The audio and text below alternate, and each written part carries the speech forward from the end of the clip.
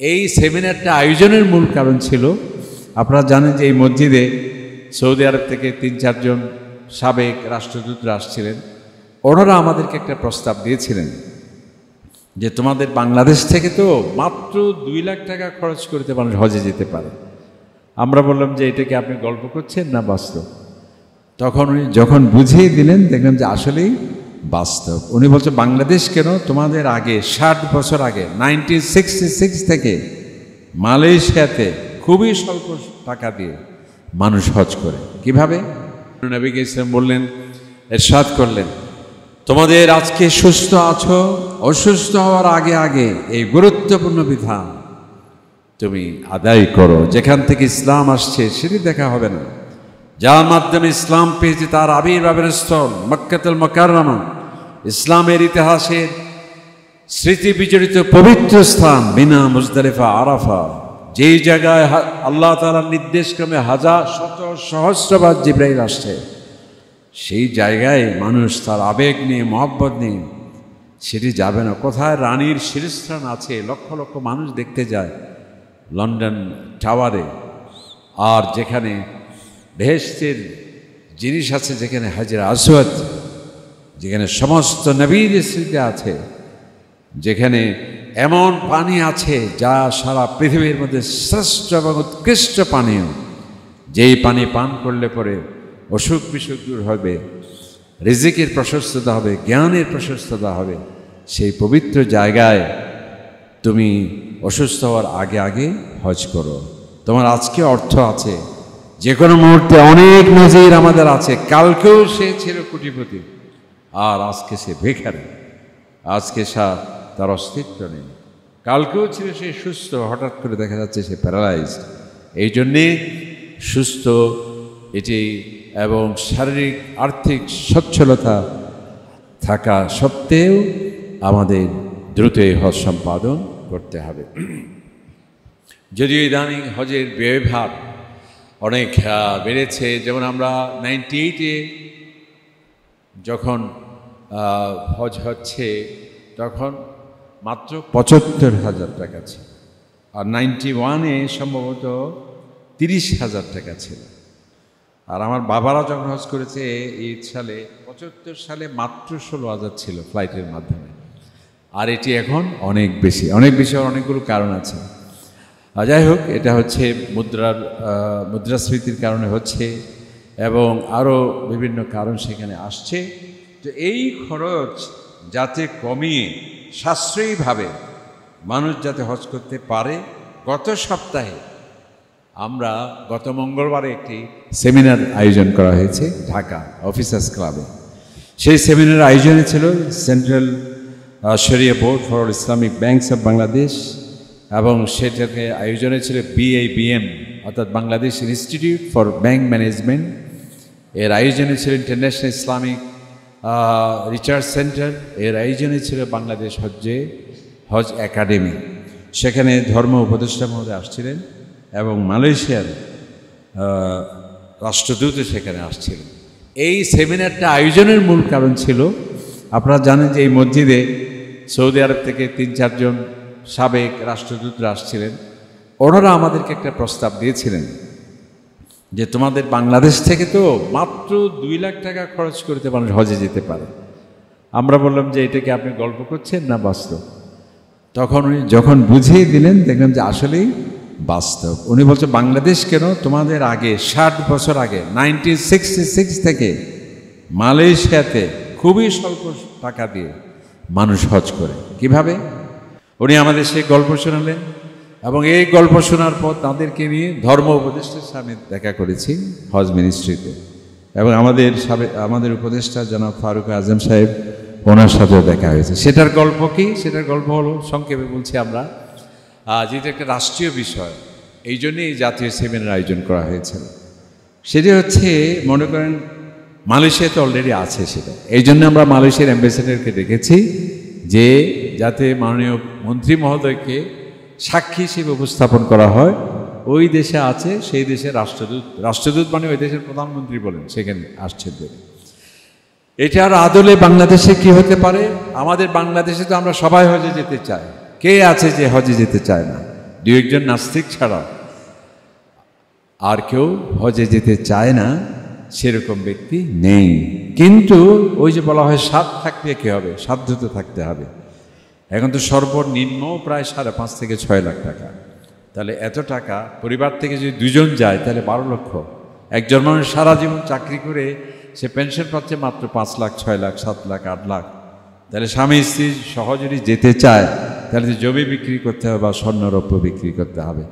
তো ওখানে কি আছে যেটি বাংলাদেশে করা যায়? মনে করেন 10 কোটি মানুষ, এটা সরকারকেই উদ্যোগ নিতে হবে, ধর্ম মন্ত্রণালয়কেই উদ্যোগ নিতে হবে, কোনো আলাদা প্রাইভেটের সংস্থার মাধ্যমে সেটি সম্ভব নয়। সেটি হলো মনে করেন 10 কোটি মানুষ যদি তারা হজের একটি স্কিম ঘোষণা করবে বাংলাদেশ সরকার, বা হজ ফাইন্যান্সিং একটা ইউনিট তারা খুলবে, প্রত্যেক মানুষ সেখানে মনে করেন 500 টাকা করে যদি মাসে দেয়, 500 টাকা কি, 500 টাকা আমরা নাস্তা করতে গিয়ে 1000 টাকা খরচ হয়ে যায়। তাহলে দৈনিক মাসে যদি 500 টাকা দেয় 10 কোটি মানুষ, কত হতে পারে? এভাবে 1 বছর পরে অর্থাৎ দেখা যাবে 70-80 হাজার কোটি টাকা হচ্ছে। আর এটা যদি 5 বছর ছবে মিলিয়ন বিলিয়ন টাকা ওই হজ পুলে সেটা জমা হচ্ছে।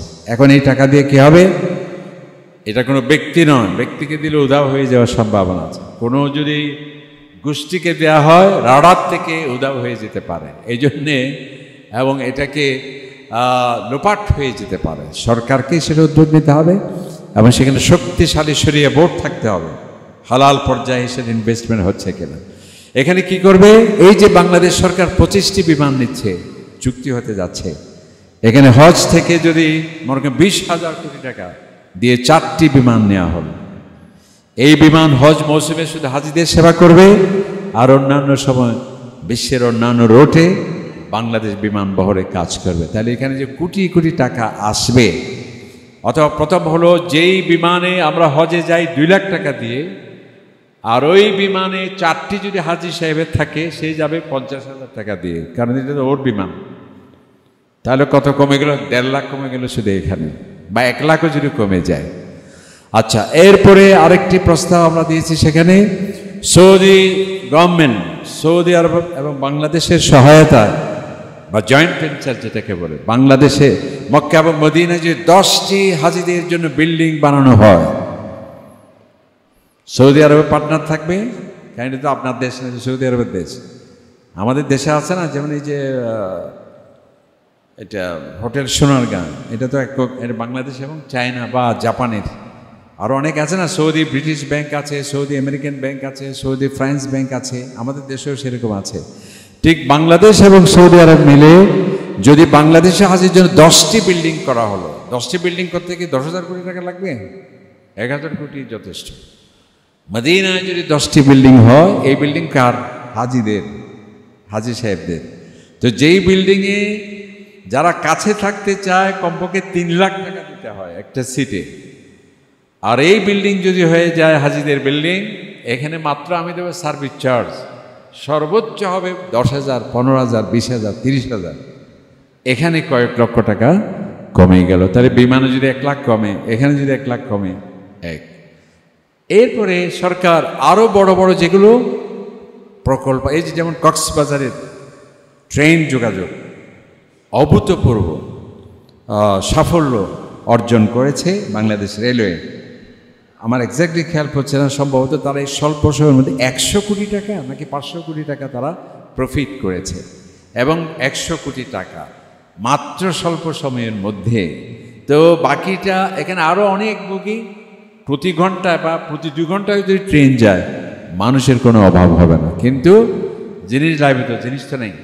তো এই জন্যে ওই হাজিদের ওই যে টাকা আছে সেখান থেকে যদি এখানে 2টা বা 10টি 20টি বগি দিয়ে এখানে যদি ওনারা পেলেন 100 কোটি টাকা, হাজিরা যদি পায় 100 কোটি টাকা, খাইবে না গদ দিবে, তাহলে ট্রেনে গেল 1 লাখ কমে, হজের বিল্ডিংয়ের মাধ্যমে কমে গেল 1 লক্ষ, এবং দেশের এভাবে এয়ারপোর্ট বানানো, মনে করেন যে কক্সবাজারে ইন্টারন্যাশনাল এয়ারপোর্ট হচ্ছে, সেখানে লজিস্টিক সাপোর্ট থাকবে ওই হজ ফাইন্যান্সিং অথরিটির। এভাবে যেগুলোর সাফল্য নিশ্চিত, লো রিস্ক, যেখানে ঝুঁকিপূর্ণ ঝুঁকি মুক্ত প্রকল্পে বিনিয়োগ করা হলে, ওই যে সৌদিরা বলেছেন হাজী সাহেব হজে যাবে কয় টাকা দিয়ে? 1.5 লাখ 2 লক্ষ টাকা দিয়ে। এই মেসেজটি পৌঁছে দেওয়ার জন্যে গত মঙ্গলবারে ঢাকা অফিসার্স ক্লাবে সমস্ত ব্যাংকের চেয়ারম্যানদের দাওয়াত দেওয়া হয়েছে। সমস্ত ব্যাংকের এমডি, ডিএমডি এবং ব্যাংকের যা আছে, বাংলাদেশ ব্যাংকের হাই অফিসিয়াল এবং ধর্ম উপদেষ্টা এবং ধর্ম উপদেষ্টা সহ অনেকেই সেদিন বলেছেন যে এই ধরনের বাংলাদেশে এটি প্রথম আমরা এই ধরনের কোনো সেমিনার শুনলাম। যাই হোক, আমরা এটিও আজকে এই জুমার মাধ্যমে যেহেতু একটু রেকর্ড হয় চলে যাবে বাংলাদেশে। আসুন আমরা এই হজে যাতে সহজভাবে সুন্দরভাবে, অর্থাৎ এই হজ স্কিমটা কেন, যাতে জাতীয় অর্থনীতিতে একদিকে প্রভাব রাখবে, আবার এটিকে ব্যাংকগুলো কীভাবে তাদের পলিসি এবং প্রোডাক্ট হিসেবে নিয়ে তারা যেমন উপকৃত হতে পারে, মাঝখানে হাজী সাহেব কীভাবে সাশ্রয়ীভাবে হজে যেতে পারে। তো আল্লাহ তাআলা আমাদের সকলকে সময় ফুরিয়ে যাওয়ার আগে আগে আগামী বছর, পরশু, এর পরের বছর মেয়ের বিয়ে, ছেলের বিয়ে, ডাক্তার হবে, ইঞ্জিনিয়ার হবে, ছেলেকে অস্ট্রেলিয়ায় পাঠানো হবে। ছেলেকে অস্ট্রেলিয়ায় পাঠিয়েছেন কিনা সেটা আল্লাহ তাআলা জিজ্ঞেস করবেন। আল্লাহ তাআলা আপনাকে জিজ্ঞেস করবেন তোমার যে হজ ফরজ হয়েছিল সে হজ তুমি আদায় করেছো কিনা। সুতরাং এটি সহসা আমাদের সিদ্ধান্ত নিতে হবে। আরেকটি হচ্ছে আমাদের মা বাবা, যার অসংখ্য ত্যাগের মাধ্যমে তুমি ডাক্তার, ইঞ্জিনিয়ার, আমি মৌলবী, উনি যদি আমাকে চালাতে গিয়ে যদি হজে যাওয়ার সেই সুযোগ না হয়, তাহলে তার পক্ষেও বদলা হজ আদায় করা আমার উপর একান্ত অধিকার। নবীকে ইসলামকে এক সাহাবী জিজ্ঞেস করলেন, ইয়া রাসূলুল্লাহ, আমার বাবার উপর হজ ফরজ ছিল, আমাকে সেটাকে আদায় করতে হবে? তিনি শারীরিক কারণে, আর্থিক কারণে করতে পারেননি, সেটাকে আমাকে আদায় করতে হবে? অথবা এটা হজ প্রসঙ্গে অথবা সিয়াম প্রসঙ্গে এই প্রশ্নটা আসছে। তো নবীকে ইসলাম বললেন যে তোমার বাবার কাছে কেউ যদি টাকা পেত, কেউ যদি টাকা পায়, ঋণ পায়, সেটাকে দিতে হয়? বলছে হ্যাঁ, এটা তো অবশ্যই দিতে হয়। তো আল্লাহ নবী বললেন, দেখুন নবীকে, আমরাও মাস্টার, শিক্ষক, আর নবীকে ইসলাম হলেন যে টিচার দ্য গ্রেট, মহান শিক্ষক। তিনি কিভাবে ছাত্রদেরকে বুঝাচ্ছেন। তাহলে উনি বলছে যে বান্দার হক যদি দিতে হয়, বান্দা পেলে যদি দিতে হয়, আর যেটা আল্লাহ পাবেন এটা তো আরো বেশি তোমাকে দিতে হবে। সুতরাং যেই মা বাবা দাদার অসংখ্য টাকার স্বর্ণরৌপ্য খচিত খাটের উপর আপনি ঘুমাচ্ছেন, অথচ আপনার দাদার হজ করা হয়নি, বাবার হজ করা হয়নি, যার সুরম্য দালানে তুমি আরাম করছ, যার সামান্য ব্যবসার সূচনা হয়েছিল, এটি পত্র পল্লবে বিকশিত হয়ে আজকে আপনি শীর্ষস্থানীয় শিল্পপতি, সেই দাদা, সেই নিকটাত্মীয়, তারা যদি হজ না করে থাকে, এই সামান্য টাকা দিয়ে আপনি নিজে অথবা যারা হজ করেছে তাদের মাধ্যমেও বদলা হজের দায়িত্ব নেওয়াটাও ঈমানের একটি দাবি। আল্লাহ তাআলা আমাদের তৌফিক দিন। আমিন। আসসালামু আলাইকুম ওয়া রাহমাতুল্লাহি ওয়া বারাকাতুহু। আইইউবি মিডিয়া, অপসংস্কৃতি মুক্ত আধুনিক ভিডিও সেন্টার।